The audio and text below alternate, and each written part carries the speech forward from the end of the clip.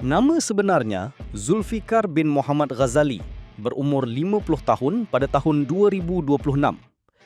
Dilahirkan pada 19 Mac 1976, beliau menyambung pendidikan di University of Oregon, Amerika Syarikat. Berdalah kacukan Indonesia dan Jepun Malaysia, Zulfikar dibesarkan di Kuala Lumpur, sementara bapanya berasal dari Lenggong, Perak. Beliau mendirikan rumah tangga bersama Jenana Lynn Johnson, wanita kelahiran Amerika Syarikat yang dikenalinya di sebuah gym Muay Thai di Oregon ketika beliau sedang menyambung pengajian di Amerika.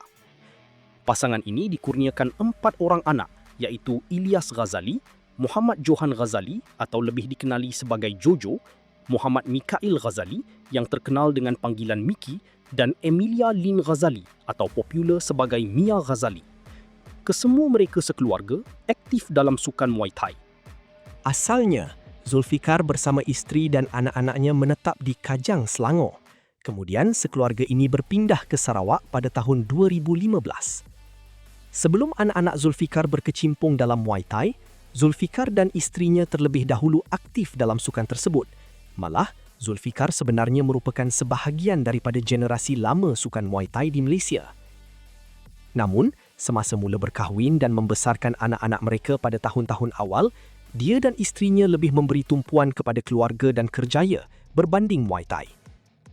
Hanya apabila mereka berpindah ke Sarawak, barulah pasangan ini mula aktif semula dalam sukan ini.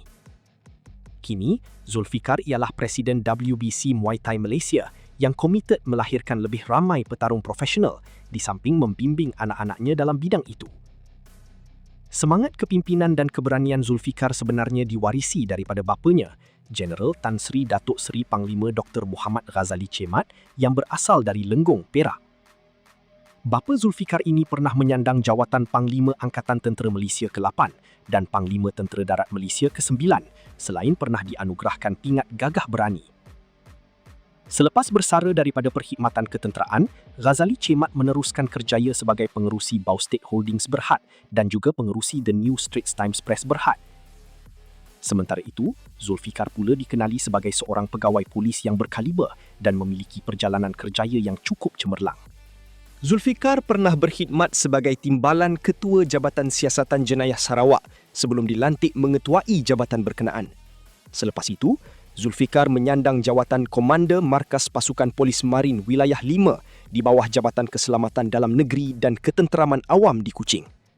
Pada Jun 2023, Zulfikar kemudian dilantik sebagai Komandan Pusat Latihan Polis atau Pulapol di Kuching, Sarawak dengan pangkat Senior Assistant Commissioner.